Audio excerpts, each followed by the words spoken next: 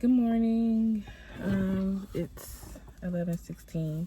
I'm actually at a different location. I am at one of my favorite places. If you watch my vlogs, then you know I'm at the park, where I often come and just like read and write. But you have to watch my vlogs to see that part of my life. So I am in just good spirits today. Yesterday was a battle. I'm not gonna lie to you. Right after I posted that video, I know that when you're doing something right, there comes a test and to see where your faith is. And yesterday was just a test of my faith to see, am I going to keep believing that I'm taking the right steps of following my heart? So just trying to fill out grant papers and become more of a self-employed person and taking that path. So it's just a learning curve that took me for a loop and had me down for a little bit. But one thing I know for sure is that joy comes in the morning. And that is something I have just been, it's one of the foundations I can say that I have that has rebuilt me to be where I am today, that joy comes by morning. And you just give thanks and you just feel with gratitude to know that today is a new day, filled with new mercies, filled with new grace. It won't be the same as yesterday. It will be better. Like you get to see God new every single day. Like you get to see a new part of God and see how big and amazing He is in this day. So and I just know that comes from just recognizing the past. And if you hear noise around me, I'm at the park. It's a tennis court in front of me, so it's a little louder than normal. But anyways, so today's scripture was just about Romans 12. I think it was 14 through 21, and how God even take care of your enemy. Like, and I mean that in battles of whatever you're dealing with, and not having to even give thought of what I would do in that situation, and understanding that, recognizing, I often say the now only matters, but you do have to give reverence to the past, and in the past recognizing what God has done, and in that you couldn't believe that God took care of that for you.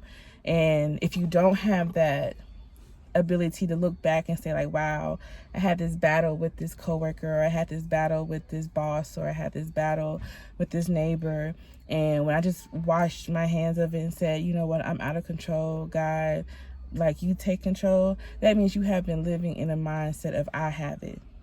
Like if you're still battling with the same situation over and over and over again, you look at your past patterns and you see that every time that you try to play God and you try to play in control.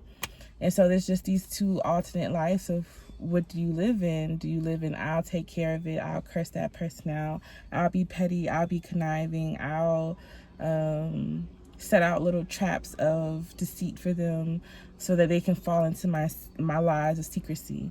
Or do I really just wash my hands and say, God, you know what, I don't know what your perspective is, I don't know how this is going to happen, I know that this person has caused me hurt, this person is causing me a sense of stress, reshift my perspective, change my focus, and make me think about like what is good. And I know that you're good. In every pattern of life that I've been in, if when I actually prayed and I let go of my prayer and I let God be God, he showed up in ways that I would just sit down and cry about. Like Spectacular Black Girl Art Show, when I got the email 10 minutes after I finished praying with my mother about just helping me with my finances, and like the whole morning I cried like tears of joy. So I know that God's not a genie, but I know that God is still good in the dark. And I just know that even when times feel like low, I was talking to one of my friends last night, and I'm just appreciative of the community people I have in my life. Y'all keep me going, y'all keep me invested, y'all keep me grounded, y'all keep me humble, y'all keep me aware of who I am becoming and who I say I want to be. So I'm just always thankful for my love and my support, my love bugs, as I call y'all. But she was just like speaking life into me and reminding me that on this journey of following your heart, and my heart sings to my God, my creator, my divine creator. And as I go on this journey, there will be highs and lows, but it's just that God is just showing me how no matter how low I go, God is still with me. And no matter how high I go, God is still with me. And if I'm at this medium and I'm just coasting, God is still with me. And so I may not have never seen this low before, or I may not have seen this high before. I just have to sit back and just reverence in who God is and what he is doing and what he will do. And so then you just have this sense of respect for the past. You don't look at the past as trauma. You don't attach the past as hurt or pain. You look at your past as like, God, you sustain me. And Pastor Mike Todd, Transformation Church, he has a whole series on what it means to actually be sustained. And when you think about the word sustain, I wouldn't be where I am today if it wasn't by the grace of God.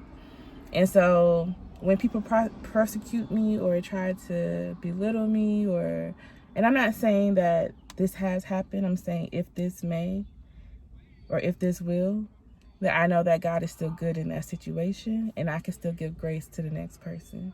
Even if they are trying to tarnish my name or try to speak bad or ill manner or curse me, it's not my responsibility to curse that person back. Because God measures you by your grace. And if you're limited on your grace, God still gives you grace. He still gives you grace, but it's according to your faith and your beliefs. I'm going to keep this video short because I'm going to go do yoga. And I want to just say, like, when I say I work out every day, if anyone's just curious, I try to do some type of physical activity. One, partially because of the car accident, it does affect my hip sometimes.